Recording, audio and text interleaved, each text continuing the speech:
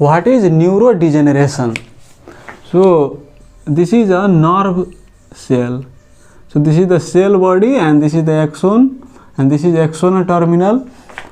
This is the nucleus of cell body.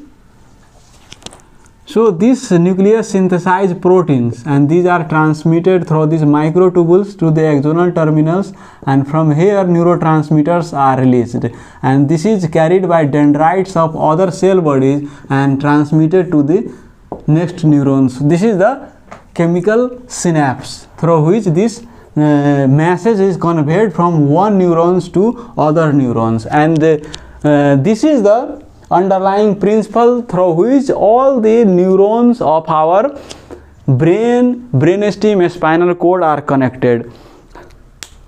So basically there are multiple nerve fibers, millions of nerve fibers, those are all compacted together, and in those nerve fibers this information is being traveled through these cells, these nerve cells. Some of these cells are myelinated, some are non-myelinated. So myelination basically what does it do is that it makes the conduction of this information fast. So you know that there are multiple proteins synthesized inside this cell body, and during the process of protein synthesis sometimes abnormal proteins are also synthesized, like alpha synuclein, tau protein. When these proteins are synthesized in our brain, so these undergoes cleavage. You know the protein degradation pathway, these proteins are tagged by ubiquitin and it undergoes in the machinery of ubiquitin proteasome pathway. So these molecules are funneled into this machinery, this goes into machinery and this machinery chops it down to make a small fragments of the molecules, and these are again used for building up new normal proteins. But when this machinery proteasome pathway is dysfunctional, what happens that these alpha synuclein stop proteins aggregate inside this cytoplasm and make tangles. These are called neurofibrillary tangles, and when this gives a shape of inclusion body we call Lewy body.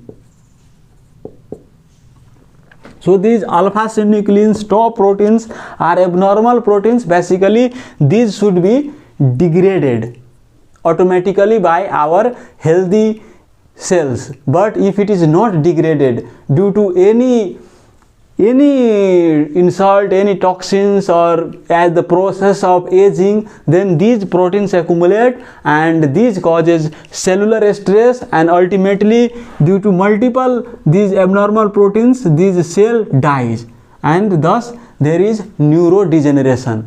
But it takes a long time for cell to die. Initially these proteins are accumulated in multiple areas of the brain. So this is the basic underlying pathology of neurodegenerative disease. So what are the neurodegenerative disease that we know? One is idiopathic Parkinson's disease, another is Alzheimer dementia, another is corticobasal degeneration, another is multiple system atrophy, progressive supranuclear palsy, motor neuron disease.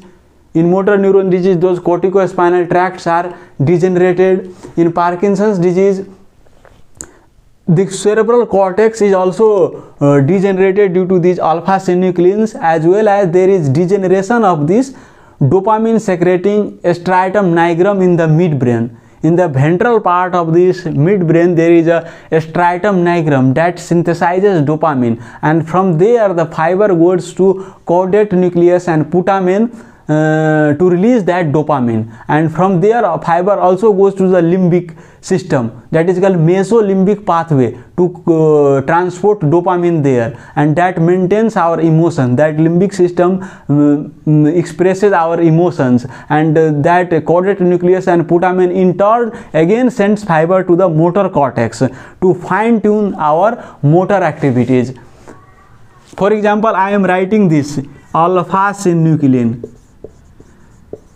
So if there was no dopaminergic input to my motor cortex, what would happen? I wrote this letter, this word in 2 seconds, let's say. But if there was no dopaminergic input, what would have happened? Like that: alpha C S Y N U C L E I N. So rather than taking 2 seconds, I took 7 seconds to writing this letter, and I have written a small writing. So my writing skeletal muscle of my hand muscles, my biceps, triceps are slowed down. Thus I am not able to write in that fast pace. I am not able to quickly move my limb to write fast, and this amplitude is also decreased. I am not able to write this big letter because these dopaminergic, if there is dopaminergic input to the motor cortex, then that modulates in turn corticospinal tract, and this gives fineness in any motor activities, any fine motor skills like buttoning or doing any manipulative tasks. So initially let's talk about Parkinson's disease, and then we will talk about Alzheimer's disease. So in Parkinson's disease, what happens that there is degeneration of this dopamine secreting neurons in the striatum nigram.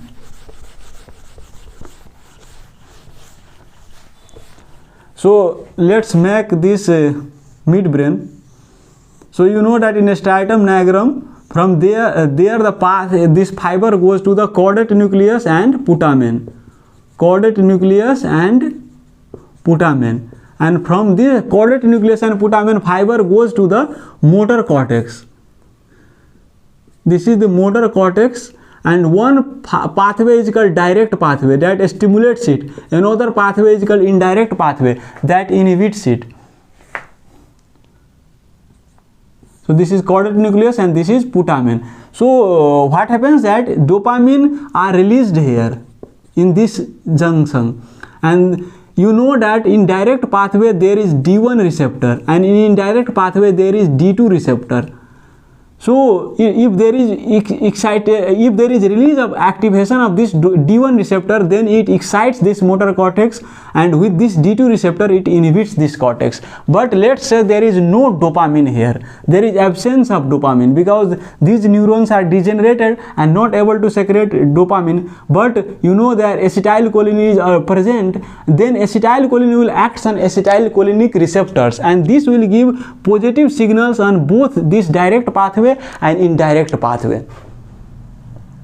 So when this motor cortex receives only excitatory signals, what happens? There is constant state of contraction of these muscles. Like if you have seen a patient with Parkinson's disease, if you try to move his upper limb, lower limb, you will feel rigidness because there is contraction of this biceps and triceps simultaneously. So when we do flexion movement, actually this biceps should contract, simultaneously this triceps should relax, but simultaneously if there is triceps also contracting, then what will happen that you will not have a smooth movement of his limbs. You will feel jerkiness in the movement because of this triceps contraction. And the same principle is of tremor. So patient have resting tremor. So why does tremor occurs? Because there is simultaneous contraction of this flexors and extensors of small muscles of the hand. So here big muscles are contracting, that is giving rigidness, and here small muscles are contracting simultaneously, so that is giving tremor. So that's why we give anticholinergic to counteract this rigidity and tremor symptoms. If you halt this acetylcholine discharge, then it won't give continuous excitatory signal to the motor cortex, and this tremor rigidity can be ameliorated symptomatically. So in Parkinson's disease, in all neurodegenerative disease except motor neuron disease, we only do symptomatic management only. We treat what the patient has symptoms. So here we treat the rigidity and tremor with anticholinergic drugs. So we explained why rigidity and tremor occurs in the Parkinson's disease. Now let's talk about postural instability. Why those patients with Parkinson have postural instability? Like let's suppose I am a patient with Parkinson disease and someone is push me from back like this, so I will fall down. I will not be able to maintain this posture. But if I am a healthy person, I don't have Parkinson disease, if someone push, I am able to balance it back because I am doing involuntary muscle contraction of this erector spinae, and I am able to do it, regain back my posture. I am not doing this voluntarily. If someone pushes it like me and I am not doing this voluntarily, this is reflex activity. This automatically happens. So those are mediated by extrapyramidal tracts. These, you know that apart from pyramidal tract, we have 4 extrapyramidal tracts: vestibulospinal tract, reticulospinal tract, rubrospinal tract, and tectospinal tract. These tracts maintain the posture of the body. You know, some maintains extensor tone, some maintains flexor tone, but those in balance maintain our posture. I am standing here, my neck is straight, my spine is straight, I have a certain posture.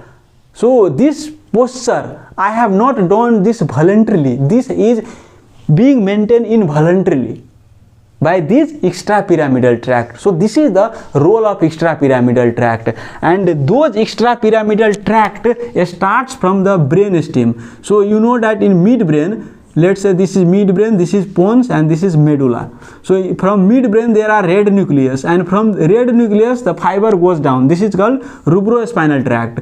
And you know there is reticular formation extending in the brain stem. So from from pons also the fiber goes like down, pontine reticulospinal tract. Similarly from medulla also fiber goes down, that is called meduloreticulospinal tract. And here in the lower part of pons is vestibular nucleus.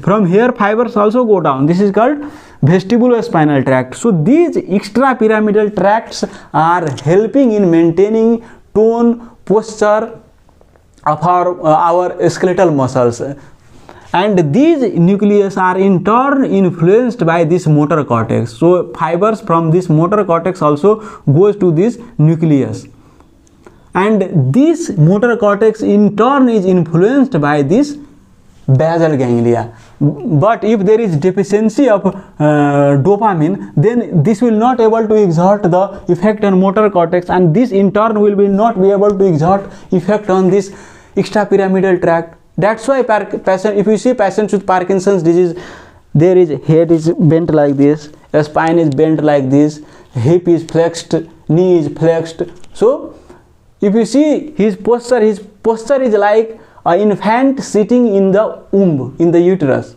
If you see the in neonate in uterus, he is completely flexed position, bent neck, bent spine, bent thighs, knees, or everything is bent to occupy minimum surface area in the uterus. So why this is posture is in the neonate? Because those extrapyramidal tracts are not myelinated at that stage, not functioning. If it was functioning, myelinated, he would be maintained erect posture in the uterus. So in the after 1 year, these fibers starts myelinating, and then the infant starts regaining their posture, their muscle control of this involuntary control of this skeletal muscles, and thus able to maintain posture, and this goes on developing slowly as he ages. But in Parkinson's disease, this becomes like infant, because this is not receiving dopamine signal to the motor cortex, and thus this is not able to maintain the posture. So even if you push the patient with Parkinson's disease from back, he will fall down. He will not able to maintain his posture. And similarly, why bradykinesia occurs? Bradykinesia. So what is the meaning of bradykinesia? Brady means hypo, kinesia means activity. So in any activity, either voluntarily, if you tell something voluntary, to do some voluntary muscle contraction, like if you tell him to walk, he will walk slowly. If you tell him to turn now, he will turn slowly. If you tell him to write here bradykinesia, if you tell me to write, I will write like this, bradykinesia. I wrote in 4 seconds. If you tell the patient with Parkinson disease to write, he will write B-R-A-D-K.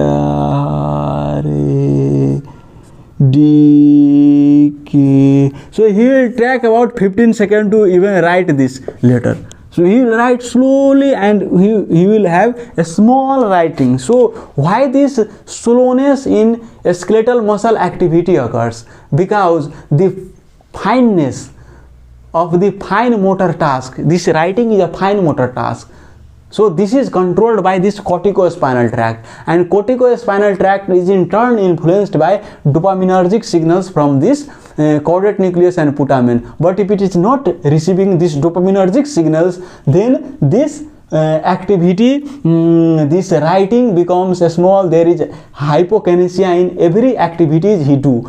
And similarly, while treating, if you give enough dopamine, there is high concentration of dopamine, then patient develop hyperkinesia because of excess dopamine. So even excess dopamine is not good and low dopamine is not good. Optimum dopamine is good. Because here, even if you see there is acetyl increased, if there is depletion of dopamine, acetylcholine concentration increases, and this acetylcholine exerts its effect. So this is yin yang of acetylcholine and dopamine. Acetylcholine, dopamine, this is in constant state of balance. If anyone increases more than required, then it causes movement problems. If you read the movement disorders, then we will know further, but here I am not going to discuss about that.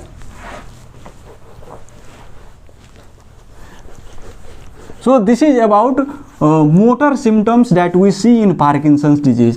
And Parkinson's disease is not only motor symptoms. You see variety of non-motor symptoms in Parkinson's disease.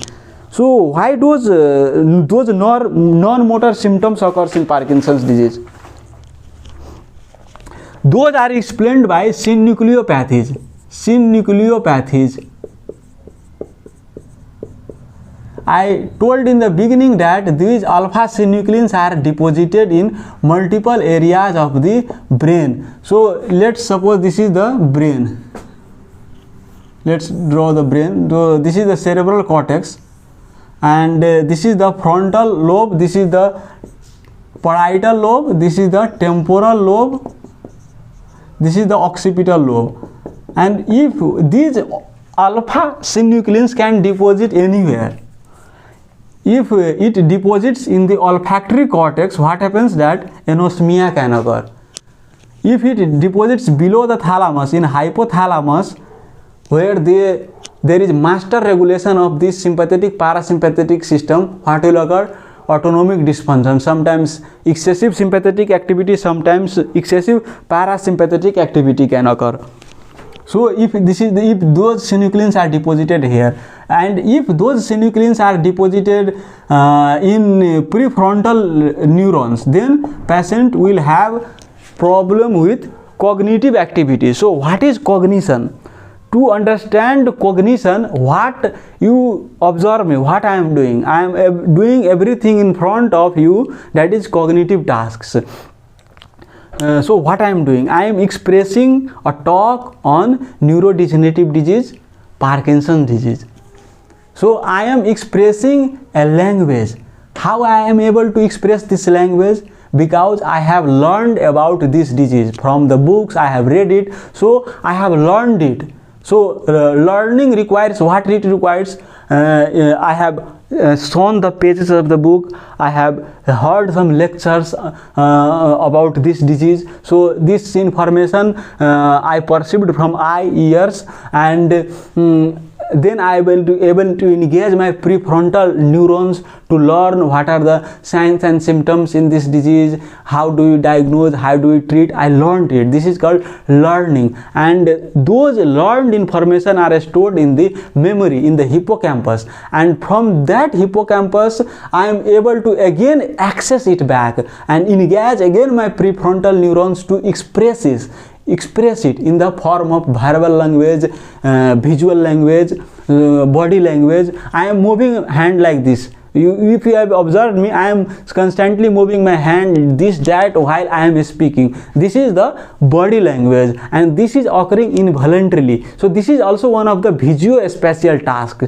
Visuospatial tasks means I am moving this hand, and this is information is going through my vision, and this is occurring in space. So whatever activities that involves a space and with vision, that is called visuospatial skills. Even walking is visuospatial skill. So you walk, so you are walking in a space and you see where is my limbs. So this is visuospatial tasks. So learning, memory, language, visuospatial skills, execution of any activities. I am now executing this lecture. So execution, planning. I have planned to next read neuroinflammatory disease tomorrow evening. I have planned to read it. So I have some plan, and I currently while I giving talk, I am remembering lot of information. Like yesterday I did one bad thing and I regret it, and I also suddenly I remember I have this plan for tomorrow evening.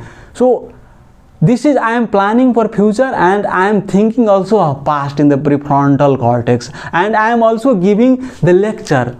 I am giving a talk to you. So if I goes on ruminating about those past, or if I get lost in the future plan, what happens? I will not be able to convey this talk to you.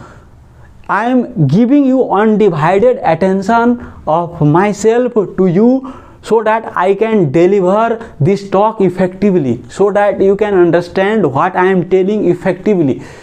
This is occurring because I am giving my undivided attention. But if there is cognitive impairment, then patient cannot give attention to task what is he is doing. Sometimes he goes in past and he goes on thinking like this, and he forgets that he is giving talk.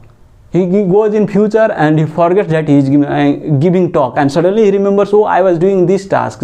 So this attention is also one of the cognitive driven. So in patients who have cognitive impairment, there is problem in language, either reception, expression, this memory problem, attention, focus. So all these domains are impaired. If there is these tangles, these synucleins deposited in prefrontal neurons, and this also can occur in Parkinson disease if these synucleins deposit in this part. And you know that in the limbic system receives fibers from this midbrain. This is called mesolimbic pathway, and this also gives dopamine signals. But if there is dopamine deficiency due to degeneration of the factory, there is no production of the dopamine in the factory, limbic system will not be able to receive dopamine. Then what happens? That the problem of limbic system will occur, like apathy, depression, psychosis, hallucinations, variety of form like auditory hallucinations,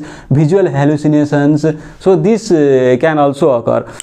So one is a smell problem, another is this neurocognitive impairment. If deposited in hippocampus, this can be autonomic dysfunction. If deposited in limbic system or due to deficiency of dopamine, limbic system problems, emotional incontinence, emotional problems, psychosis, depression can occur. And another thing, talking about sleep, because these patients with Parkinson disease also have sleep problems. Some patients have daytime somnolence, some patients have insomnia, some patients have REM, sleep behavior disorders. Because in all these synucleinopathies, if you see, there is REM, sleep behavior disorder. So what is this REM, sleep behavior disorder? So in REM sleep, what happens that our eye is moving rapidly and we are dreaming, and in that state of dreaming, if you are seeing some frightening things, then you will try to move your limbs like this, kick like this, and if you do like this, if you contract your skeletal muscles of limbs, body, what happens, you can have injury to your body. So in that condition, what this motor cortex is completely inhibited. But in patients with Parkinson's disease, what I told that this acetylcholine is constantly surging in this motor cortex. So even when he is awake, he has contracted muscles, skeletal muscles contracted, that's why he is rigid. Even if sleep, this contraction is not gone, there is tone in these skeletal muscles. That's why this patient may not have this paralysis while he is in REM sleep, and thus he can suffer REM sleep disturbance, he can have injury, he can kick his legs, he can throw his hands like this and can hit others or suffer from injury. So these are some of the non-motor symptoms that patients with Parkinson's disease can experience.